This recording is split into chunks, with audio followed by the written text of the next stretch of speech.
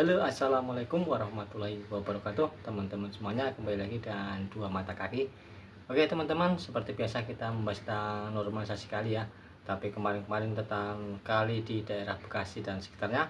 Kali ini kita akan mencoba ke sebuah kali di luar negeri. This dredging work begins at Dunmill Lock and stretches for around 1.5 miles to Marsh Lock on the other side of Hungerford. What's going on is best seen from the air, with flat barges full of dredged silt being unloaded by an excavator on the towpath into a series of lorries that shuttle it to a dump site. Further up, almost hidden by the trees, the actual dredging is done by another excavator on a floating platform, scooping great dollops of muck into another barge. Around 6,000 cubic metres of silt will be taken out in this operation. A key part of how we decide where to dredge is the feedback from our customers on which areas need it most urgently. So our customer inquiries lines, both the national contact details on our website or the local regional customer inquiries emails are the places to go to, and the colleagues there will then ask you some key questions about the nature of the problem that you encountered so that we can determine how big that problem is and how we might best go about dealing with it. Part of my job is sifting through that customer information and deciding which jobs we can tag into a project like this and do a large scale dredge, and which jobs we need to actually get the contractors to come out with smaller kit and take just a small quantity of material, say where a feeder comes in or something like that. We go round the network, or the team go round the network roughly on about a 4 to 6 year programme, so some areas get looked at more frequently, some areas take longer to get looked at. But it means we've got a survey that's only 4 or 5 years old for pretty much the whole network, and that helps us to decide which bits are silted up worse than the others. But then we very much rely on customer comments to support that. So if my survey says somewhere silted up but nobody is complaining, then I will not dredge it. Because there are plenty of places where people are concerned about the state of the channel, and we'd much rather prioritise those. Canal Trust do that survey with their team years before we come to site. That allows them to work out which canals they want to dredge. They then come to us and we carry out a dip survey, which is essentially a little dinghy boat that goes up and down the canal and physically dips with a staff the depth of the soft silt. All that surveying results in graphs like this one, which shows a cross-section of the canal, with lines indicating the depth to the top of the silt as well as the actual base of the canal. From these measurements, the operations team can work out how much silt needs to be dredged and where from.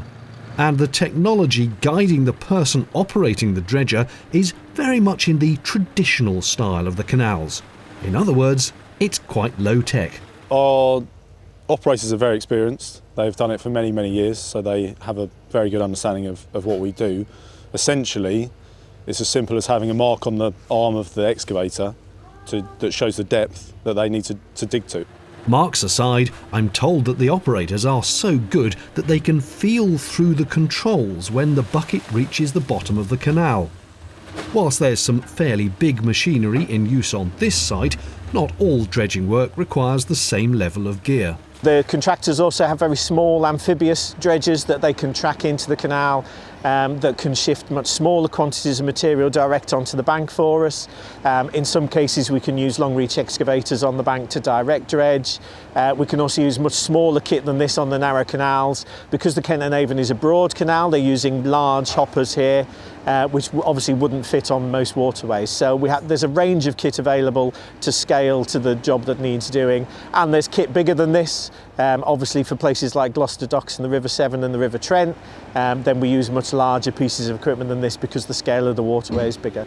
Shuffling the barges around from dredger to the offload site on the bank is this wonderful little tug, which either pushes or pulls or otherwise manoeuvres the boats around, making sure there's full loads in front of the towpath excavator and empty barges ready for the dredger. One of the most frequent complaints you hear from boaters is that there just isn't enough dredging done, so you may not be surprised to hear how often different stretches get attended to. Every canal and every length of canal is different. So depending on the nature of the land alongside it, the vegetation, whether there are streams coming in, whether the banks have been protected or not. So some of them might need dredging every 10 years, some of them might not need dredging for 30 or 40 years. On average, we think about every 20 to 25 years, so it's kind of a once-in-a-generation event to dredge most bits of canal. There are some bits that need doing quite quickly. So here on the Kennet and Avon, because you've got a river in close proximity, where the river comes into the navigation, some of those sections will need dredging much more frequently. And on our river navigations, like the River Severn and the Trent and some of the freight navigations in Yorkshire, we're dredging those every year because the river wants to have a channel that actually isn't navigable, and so we have to maintain bits of it where it wants to deposit the silt, but we want a channel big enough for those.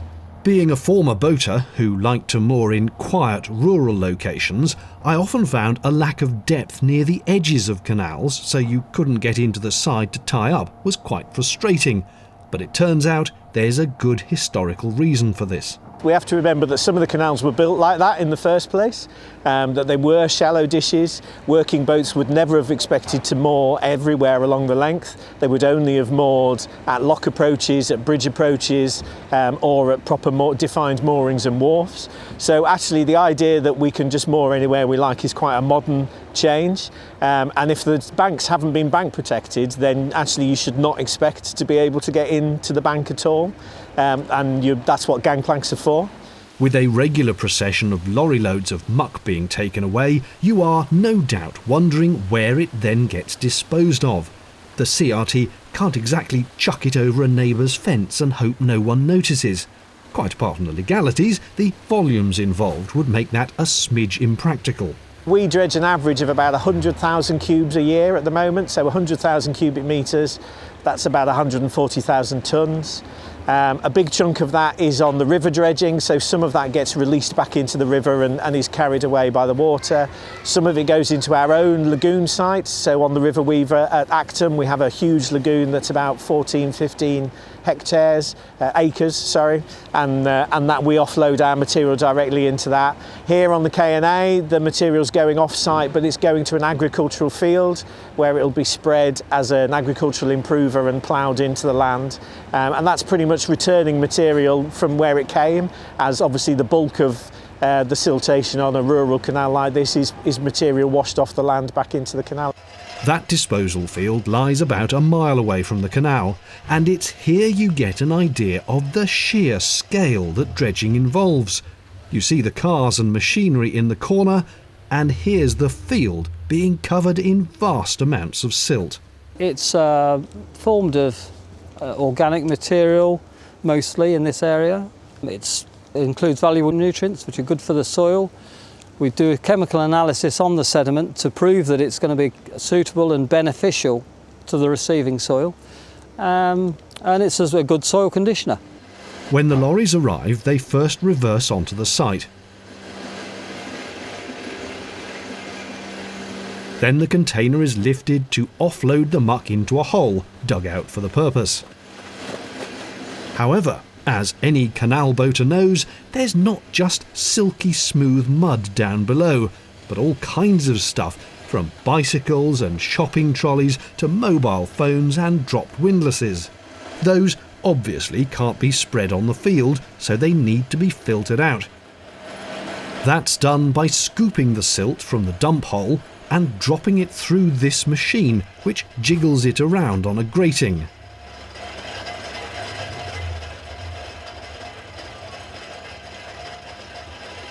That sieves out any larger chunks which fall to the side and can be removed for landfill.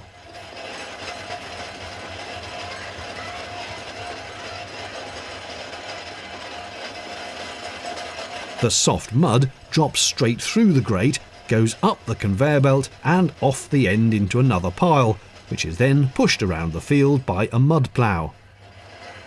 Despite the benefit to the farmers of the nutrient-rich silt, it turns out they still make a charge to the Canal and River Trust. There is a legal exemption that allows us to put the material on agricultural land, providing it's beneficial.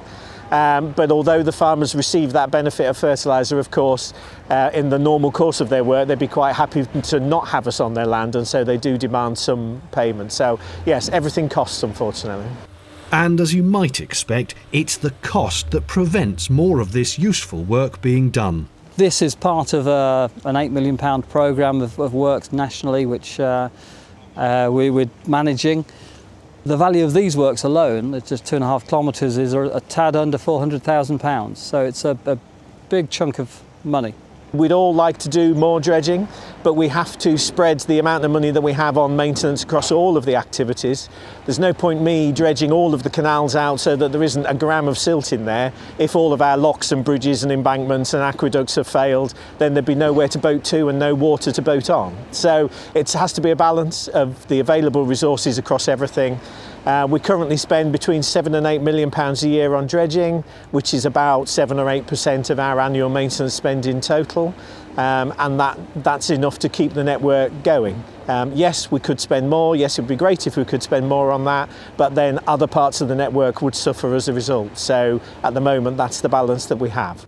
We'd all like to see more dredging, I'm sure, but that would mean either the government needs to put more money to the CRT, donations to the charity would need to rise substantially, or boaters and other canal users would have to pay more, which is never going to go down well. For the time being, we'll likely have to cope with what we get.